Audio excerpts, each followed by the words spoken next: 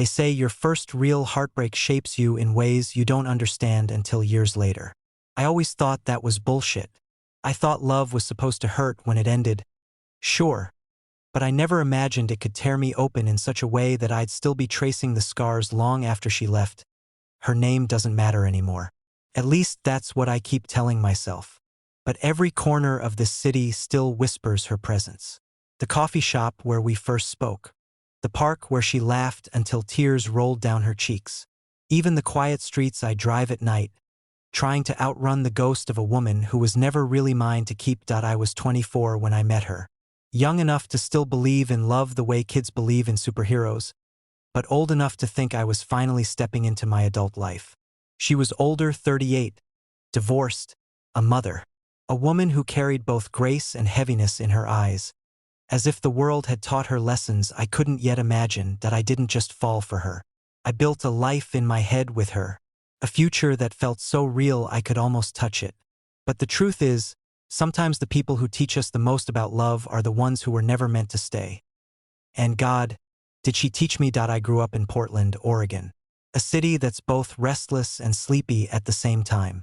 The kind of place where the rain feels endless and people wear flannels not because it's trendy, but because it's the only way to stay warm against the damp AI or at T24. I was working a job that barely paid rent. A small marketing firm downtown, nothing glamorous. Most of my days were spent staring at screens, making social media calendars for businesses that sold kombucha or handmade candles. At night, I played guitar in my apartment or grabbed beers with friends who were all just as lost as me. Pretending we weren't. I wasn't really looking for love. Not then. Not seriously. Sure, I'd been on a couple dating apps, gone on awkward dates that ended with polite hugs or half-hearted kisses, but I never felt anything stick. Everyone around me was in transition, moving cities, figuring out grad school, switching jobs every few months. Love felt like something people my age weren't capable of holding on to yet. But Portland has this strange way of surprising you. You think the city is small, predictable, familiar. And then, one rainy afternoon, it throws you into someone's orbit who changes everything. It was a Tuesday, which was about as uneventful as it gets. My boss had sent me out to meet with a local bookstore owner who wanted to revamp their website. The kind of errand they gave to the junior guy because it wasn't worth anyone else's time. I didn't mind. I liked bookstores. The smell of old paper, the silence, the way strangers lost themselves in aisles of stories. The shop was tucked into a side street near Hawthorne, with a flickering neon sign that read second chapter. The kind of place you wouldn't notice unless you were looking for it. When I stepped inside, the bell above the door chimed softly, and I shook the rain from my jacket. That's when I saw her. She wasn't behind the counter. That was some college kid with messy hair. No, she was standing by the fiction section, holding a book in her hands, her head tilted as she read the back cover. Her hair was chestnut brown with hints of lighter strands, like it had once been sun-kissed but now carried the weight of winter. She wore a long beige coat, the belt tied lazily at her waist, and a pair of glasses she pushed up with her finger as she frowned slightly at the book. I didn't know then that she was older. Not right away. All I knew was that she had presence. The kind of presence that makes you straighten up without realizing, like your body wants to impress her before your brain even catches up. She looked up, caught me staring, and instead of looking away like a normal human, I froze. She smiled faintly, like she was used to it, like men had been staring at her for years and she'd learned to accept it with quiet amusement. That smile. It undid me. Her smile was small, barely more than a curve of her lips, but it landed inside me like a spark.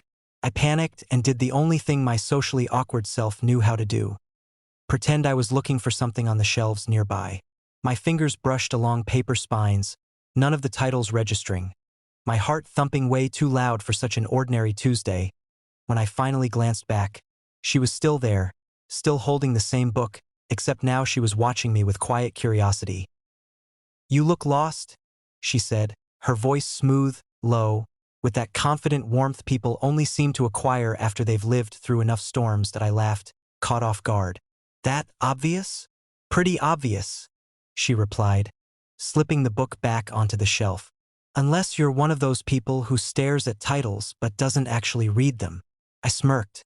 Maybe I'm just pretending to look smart. Ah, she said, folding her arms, her eyes dancing like she was enjoying this more than she let on. And how's that working out for you? Not great, considering you caught me. The way she laughed, it wasn't a girlish giggle, not the forced sound I was used to from first dates or awkward introductions. It was full, rich, the laugh of someone who wasn't afraid to take up space in a room. For reasons I couldn't explain, I wanted to keep her talking. I'm actually here for work, I said, nodding toward the counter. Meeting the owner about some marketing stuff. She arched an eyebrow. Work, huh? On a Tuesday afternoon in a bookstore. Must be a tough job. Brutal, I deadpanned. I spend my days convincing people that social media can save their businesses. That made her smile again, but this time softer, almost wistful. She glanced toward the rain-streaked window, as if something about my words tugged at her. Before I could ask, the college kid behind the counter called out that the owner would be out in a few minutes. I nodded and turned back to her. You come here often? I asked, then instantly regretted it, realizing how cliché it sounded. Sometimes, she said, tilting her head at me. It's quiet, and I like the smell of books better than the smell of, well, the rest of the world. I grinned. Fair enough. Silence stretched for a beat, not uncomfortable, but heavy in a way that made me aware of every detail of her. The faint lines around her eyes, the way she carried herself like she'd long stopped worrying about how people judged her, the way she didn't fidget or try to fill the pause with empty chatter. She was different. Anyway, she said, glancing at her watch, I should get going. Something in me panicked at the thought. I didn't even know her name yet. I blurted, stepping forward a little too fast. I'm Ryan. She looked at me for a moment, then smiled again, slow and deliberate, like she was deciding something in her head. Claire, she said. It was nice meeting you, Ryan. And just like that, she was gone. The bell above the door chimed. The beige coat disappeared into the rain, and I was left standing in the aisle of a second-hand bookstore, feeling like the ground had just shifted under my feet. That night, I couldn't stop thinking about her. Not in the way you think about someone attractive you happen to pass on the street. This was different. It was the way her voice lingered in my head, the way her laugh had felt like warmth in the middle of a gray Portland afternoon that I told myself it was nothing. Just a chance encounter. She was probably married, probably had her whole life figured out. But some part of me, the reckless, hungry part, was already hooked. And deep down, though I didn't know it yet, that was the beginning of everything. The rain hadn't let up for days. Portland in early spring was like that, gray, stubborn, as if the sky couldn't make up its mind whether it wanted to cleanse the city or drown it. Work was the same blur it always was. Slack notifications, endless emails about font sizes and ad copy, clients who thought they were geniuses because they read one article about going viral, paid the bills barely, but I felt like I was drifting, like my life was a waiting room and the real thing hadn't started yet. And yet, in the middle of that numb routine, there was Claire. Her name replayed in my head like a song I couldn't shake. Claire. Simple, elegant, timeless. I didn't know her last name or what she did for a living, or where she lived. I only knew that she read the backs of books slowly, that her laugh could disarm me, and that she carried herself like a secret I wanted to unravel that I didn't expect to see her again. Portland wasn't New York, but it wasn't small either. People crossed paths, then disappeared into the fog of their own lives. But fate has a cruel sense of humor. It was Saturday when it happened. My roommate, Eric, had convinced me to join him for brunch. You need to get out, he said, poking at my lack of a social life. You're turning into one of those dudes who only exists between work and his couch. He wasn't wrong. So I agreed, and we ended up at this place on Division that tried way too hard to look like it belonged in Brooklyn. Exposed brick, Edison bulbs, avocado toast that cost as much as my electric bill. We were halfway through our food when Eric froze, his fork in midair. Dude, he whispered, leaning in. Don't turn around too fast. But there's a total smoke show sitting at the bar. I rolled my eyes. That was Eric, forever scanning rooms like a radar. You realize people don't actually say, smoke show, right? I do, he said proudly. And so should you, because trust me, you'll thank me when you see her. I sighed, already tired of the game, but when I glanced over my shoulder casually, my stomach dropped.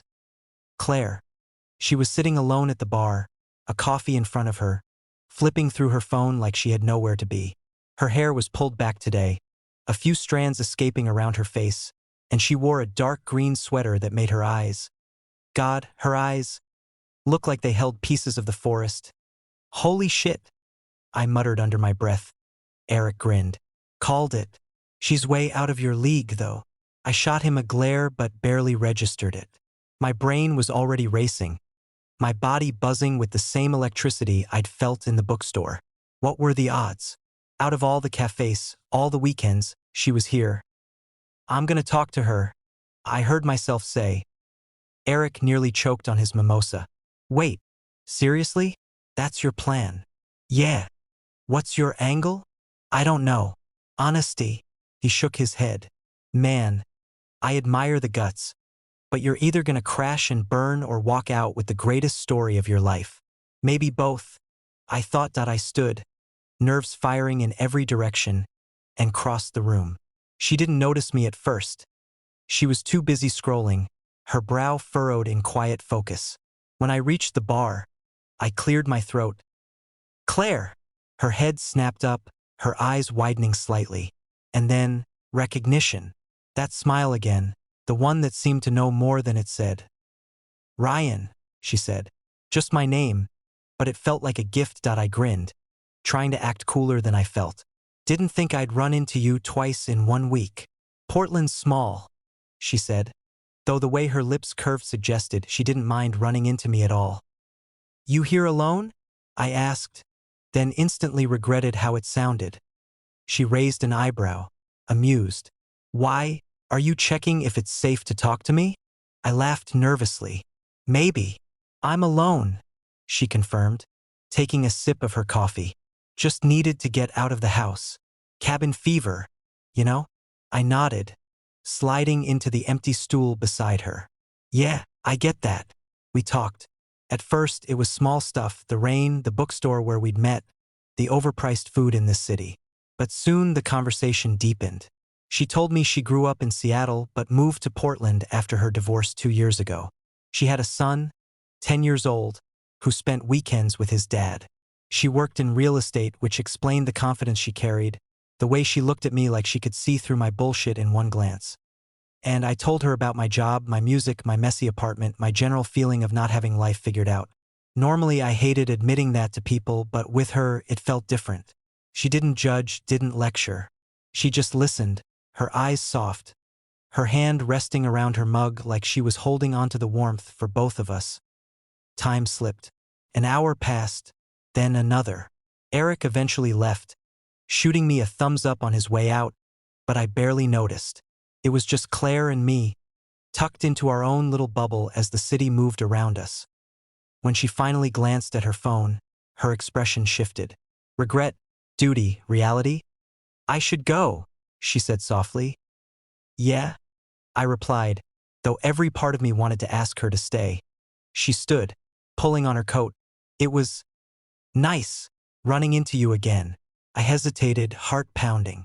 Can I get your number? She studied me for a moment, as if weighing something invisible. Then she smiled, reached into her purse, pulled out a pen, and scribbled digits on a napkin. Don't make me regret this, Ryan. And then she was gone, leaving me holding a piece of paper that felt like the start of a story I wasn't ready for but couldn't wait to live. That napkin lived in my pocket for the rest of the day. I kept checking to make sure the ink hadn't smudged, like it was some fragile relic that could vanish if I didn't guard it carefully enough. When I got home, Eric was sprawled on the couch with a beer in hand, the TV blasting some basketball game. Well? He asked, eyebrows raised. I grinned and held up the napkin. No fucking way, he said, sitting up. You actually pulled it off? I shrugged, trying to play it cool. But the truth was my chest was buzzing like I just won something I didn't deserve. That night, I stared at her number for nearly an hour before finally working up the nerve to text her. Nothing clever, nothing overthought, just, Ryan, hey, it's me. From brunch. And the bookstore. Twice feels like more than coincidence. I expected silence. Or maybe a polite reply hours later. Instead, my phone buzzed within minutes. Claire. Twice does feel like something, doesn't it? I stared at the screen, heart pounding, and typed back. Ryan. I was going to say fate, but didn't want to sound like a Hallmark card. Claire. Don't worry. I like Hallmark cards. From there, the conversation flowed like water breaking through a dam. We talked about everything. The worst jobs we'd ever had, hers. Waitressing at a seafood place that smelled like old grease. Mine. Stocking shelves at Walmart at 2 a.m. Our favorite movies, the books that shaped us. She admitted she had a soft spot for 90s rom-coms. I admitted I'd seen You've Got Mail more times than I'd ever admit to another guy. Before I knew it, midnight had come and gone, and we were still texting, volleying jokes and confessions across the glow of our screens. Claire, you should know I'm older than you. That message sat heavier than the others. I stared at it for a long moment, debating what to say. She hadn't told me her age at brunch, just that she was divorced with a 10-year-old son. I knew what she meant. This was her drawing a line in the sand. Ryan, yeah, I figured. Claire, and that doesn't bother you? I took a breath. My fingers hovered before I typed. Ryan, honestly? No. If anything, it makes you more interesting. Her reply came a little slower this time. Claire, careful. You're either very charming or very reckless. Ryan, can I be both? And then, after a pause, Claire, good night. Ryan and I lay in bed, staring at the ceiling, grinning like an idiot. The days that followed blurred into a rhythm I hadn't known I needed. Work during the day, music at night, and somewhere in between, Claire. Sometimes it was texts. Claire, my kid just beat me at Mario Kart. Should I be proud or ashamed? Ryan, depends. Did he trash talk you? Claire, ruthlessly. Other times it was calls that stretched until 2 in the morning, both of us half whispering into the dark, unwilling to hang up even though we knew we should. I learned things about her in pieces. That she loved strong coffee but hated tea.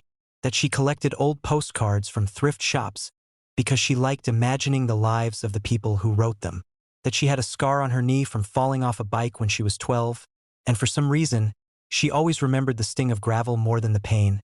And she learned about me. The way I sometimes wrote lyrics in the margins of my notebooks at work, the fact that my dad left when I was a kid and my mom raised me and my sister alone, the dream I'd never said out loud to anyone else. That I wanted to make music full-time, but I was too scared to risk failing at it. With Claire, I didn't feel like I had to perform. I didn't have to act like I had it all figured out. She saw through me, and instead of pulling away, she leaned closer. One night, after we'd been talking for nearly 3 weeks straight, she said something that made the air shift between us. You know, I didn't plan on this, she murmured through the phone. This? I asked softly.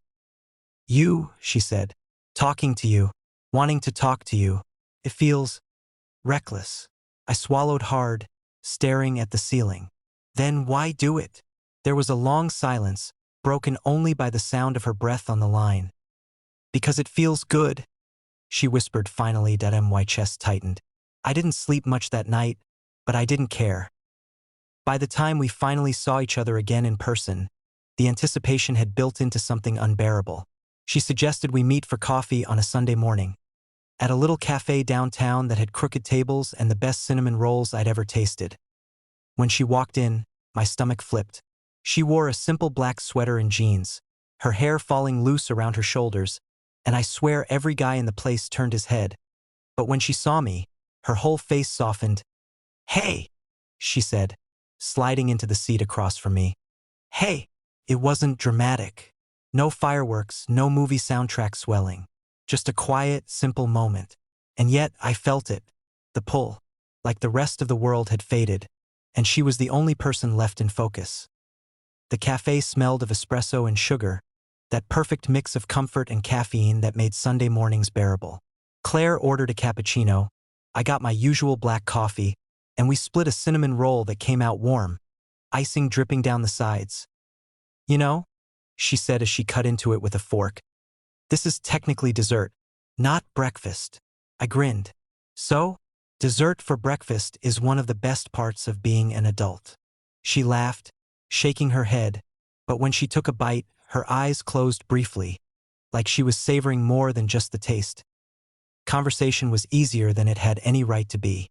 We drifted from work to childhood stories, from movies to music. At one point, I admitted that I used to write songs about girls in high school but never had the guts to show anyone. "Sing one for me?" she teased, resting her chin in her hand. "No way," I said instantly, heat creeping up my neck. "Why not?" "Because it's embarrassing." Her smile was playful, but her voice softened. "You don't have to be embarrassed with me, Ryan." The way she said my name, it landed differently, heavy with meaning I didn't yet know how to hold. After coffee, we wandered through downtown. The rain had eased into a mist, the streets shiny and reflective. She told me about her favorite buildings, the hidden spots she liked, the park where she sometimes took her son. I listened, not just to her words but to the way she described things, with affection, with memory, with a sense of someone who had built a life here piece by piece. When we reached the riverfront, we leaned against the railing, watching the water rush by. The silence between us wasn't awkward. It was comfortable, weighted with possibility. "Can I tell you something?" I asked. "Of course.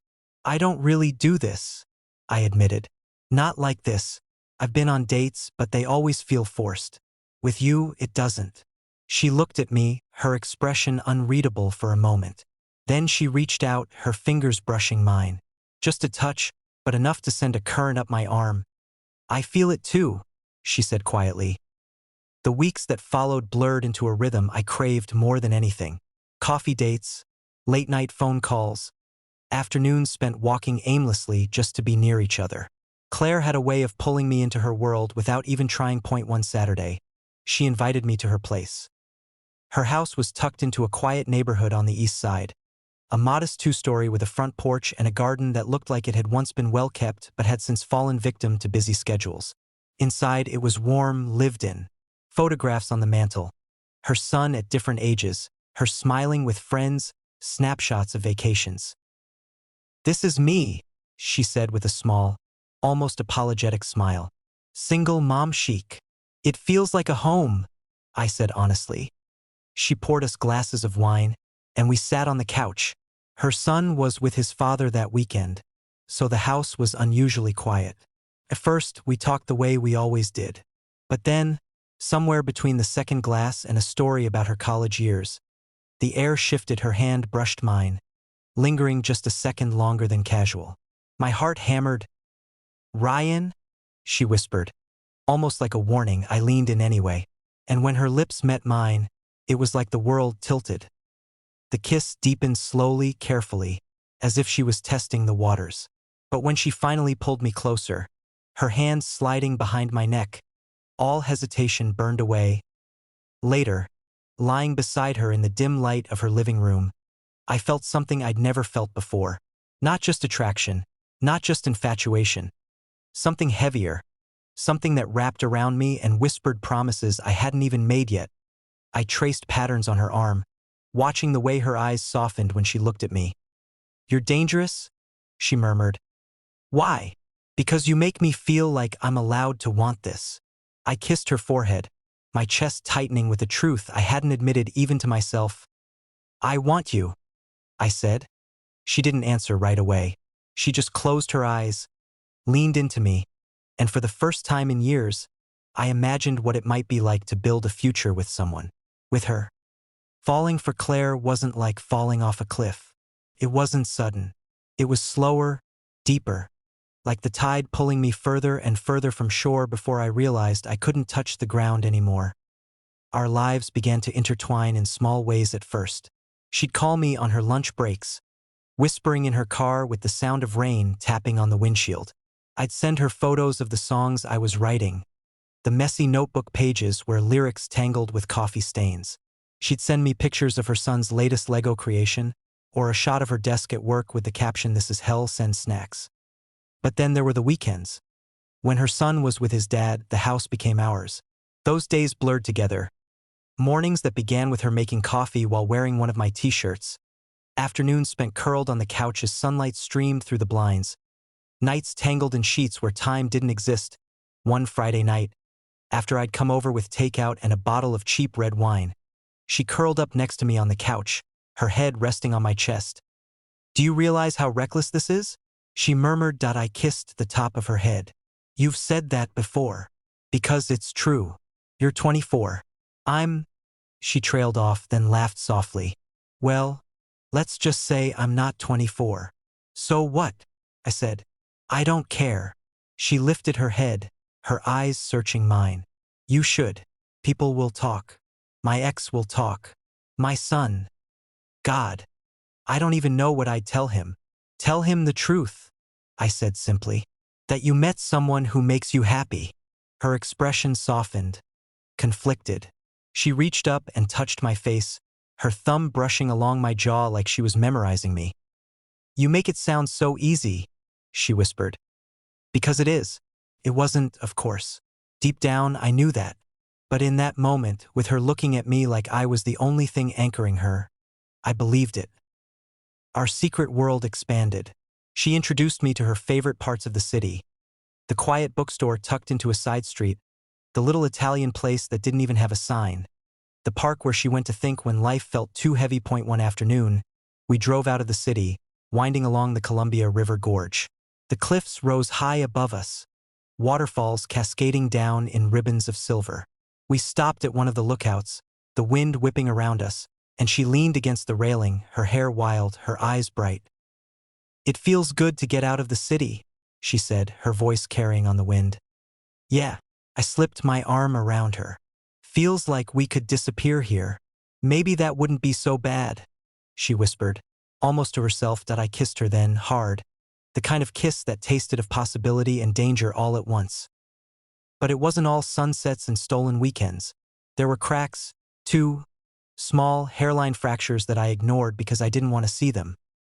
Sometimes, when we were together, I'd catch her staring off, her mind somewhere else. Sometimes she'd pull away after a kiss, shaking her head like she was reminding herself of something. And sometimes, late at night, when we were lying in the quiet, she'd whisper, "You deserve someone who doesn't come with all this baggage." And every time, I'd hush her, kiss her, tell her I didn't care, that I wanted her, only her. Because the truth was, I was already too far gone. I wasn't just falling for Claire. I was building a life around her in my head. I imagined waking up beside her every morning, making breakfast while her son laughed in the kitchen. I imagined road trips, birthdays, holidays. I imagined everything. And that was the danger. Because while I was busy imagining forever, she was still trying to remind herself that forever might not be something she could give me. If love has a season, ours was summer.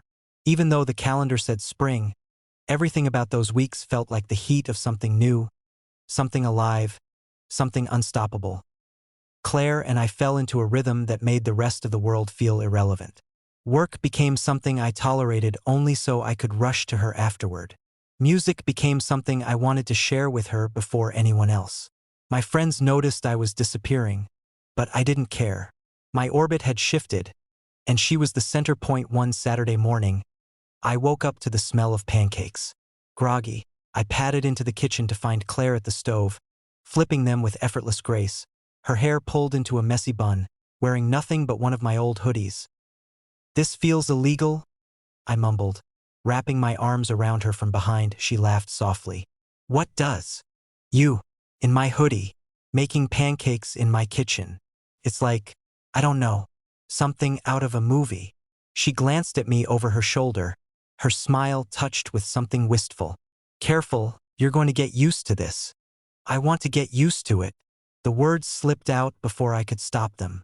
Her hands froze for half a second, then she flipped the pancake, forcing a laugh. "Dangerous thing to say, Ryan. But I meant it. God, I meant it more than anything." It wasn't just about the pancakes. It was the little things. The way she folded laundry while humming old songs. The way she left sticky notes on the fridge with reminders for herself. Call the plumber. Pick up groceries. Don't forget Ryan likes oat milk. The way her house smelled like lavender candles and home-cooked meals. so different from the fast food and stale beer air of my apartment. With her, I felt older. Not in a bad way, just steadier. Like life suddenly had structure, purpose, weight. Point one evening, after dinner, we sat out on her porch with glasses of wine. Her neighborhood was quiet, only the hum of crickets and the occasional car passing by. She leaned against me, her head on my shoulder, and I thought, this is it. This is what home feels like. You're quiet, she murmured. Just thinking? I said. About what? I hesitated, then decided not to hold it back. About how crazy it is that I didn't know you a few months ago, and now I can't imagine not knowing you. She didn't respond right away. I felt her shift, her breath catching slightly. Finally, she whispered, Ryan, don't. Don't what? Don't build me into something I can't be.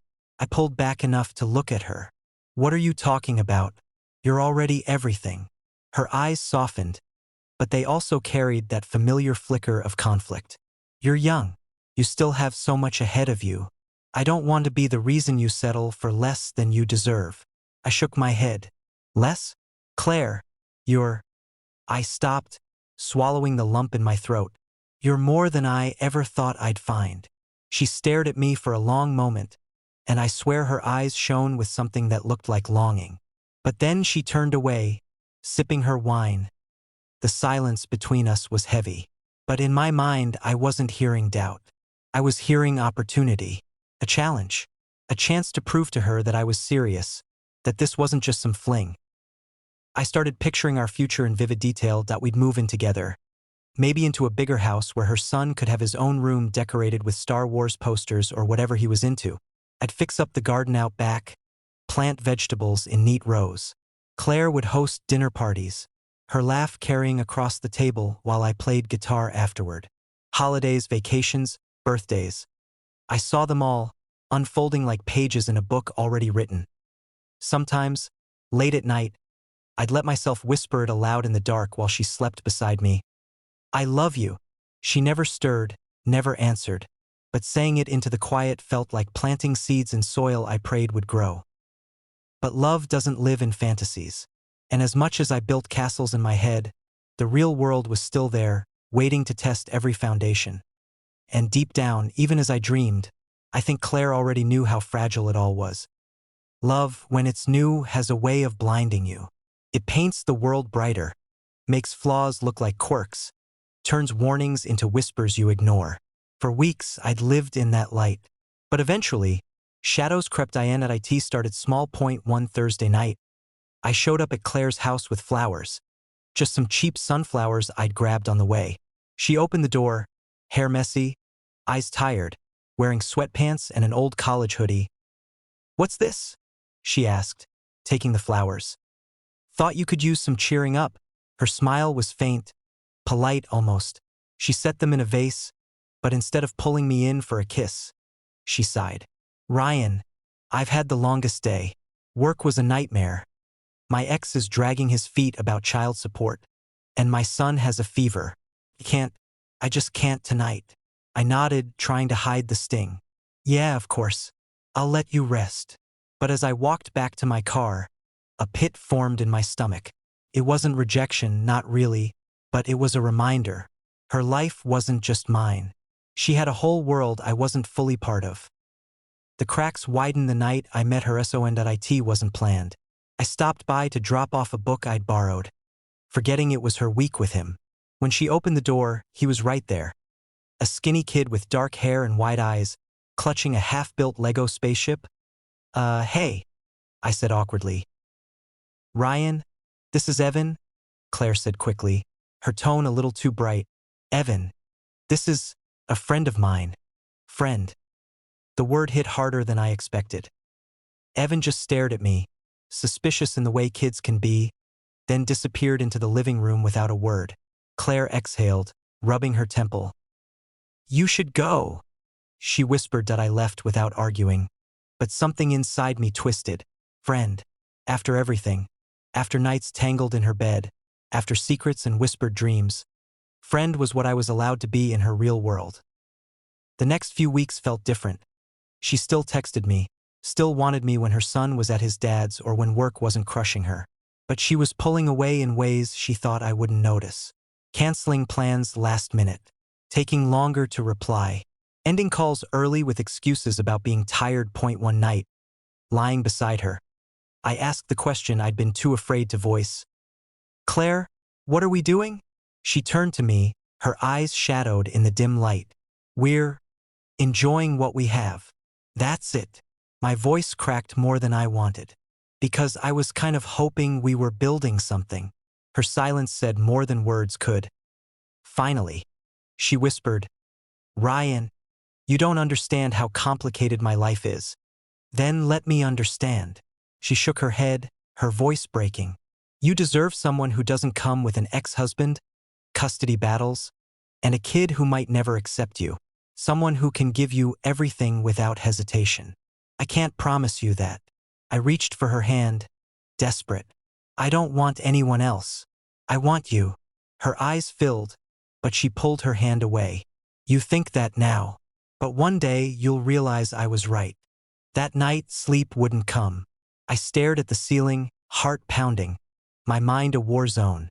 For the first time, the future I'd imagined felt like smoke slipping through my fingers.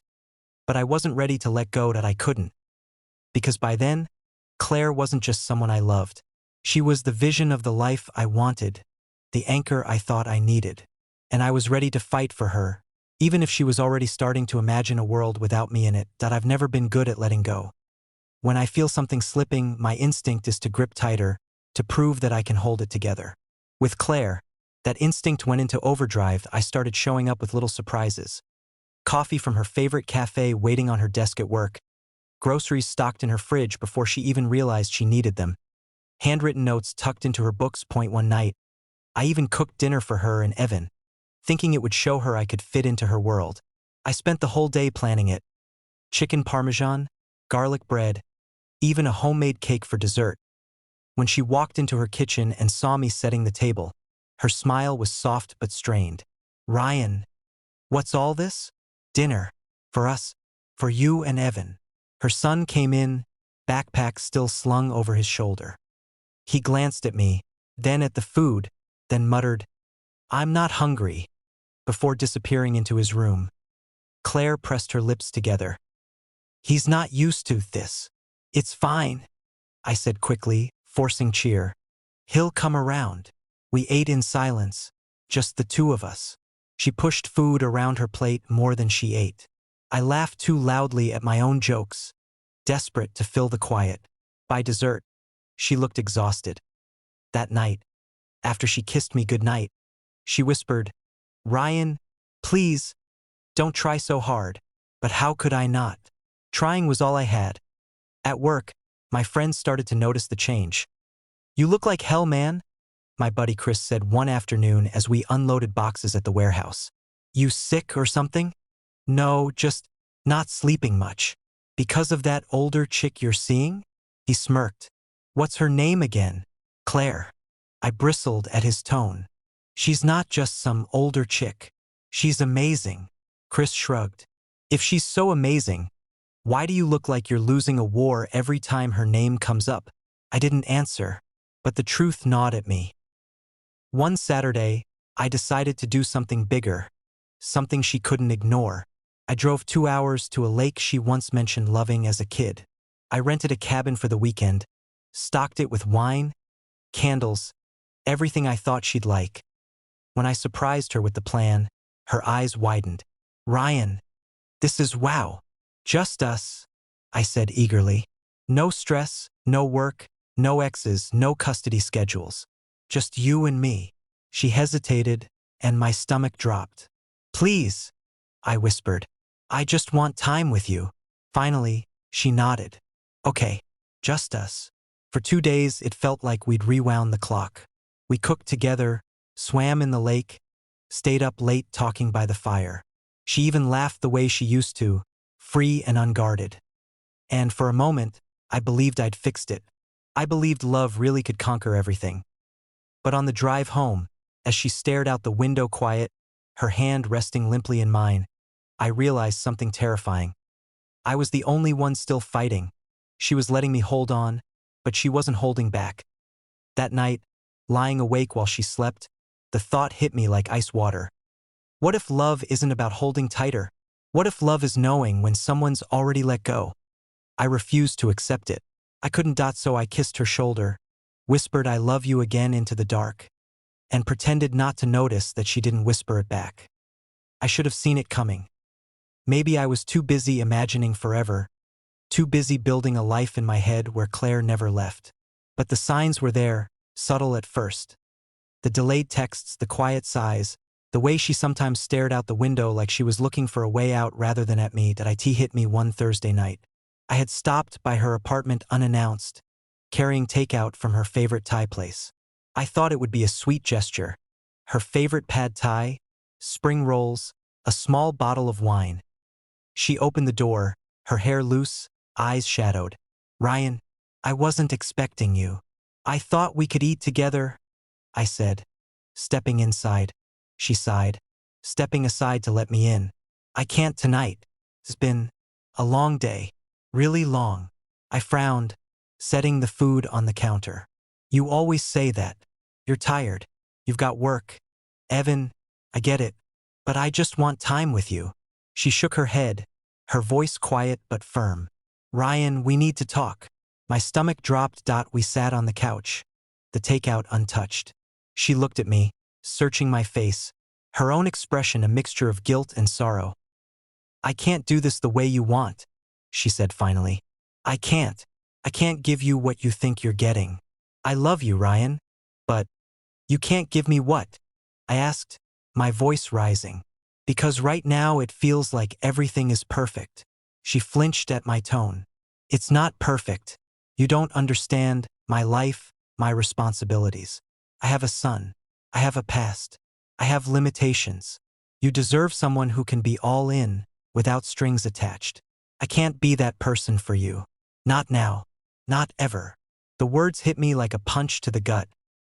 "Claire, I don't care about any of that. I love you. I want you. We can figure it out." She shook her head, tears brimming. "You don't understand. I've imagined this ending 100 times in my head. And every time I'm not in it. Ryan, I have to do this. I'm sorry." And then she left. The door clicked behind her, and I sat there in silence, the weight of everything crashing down.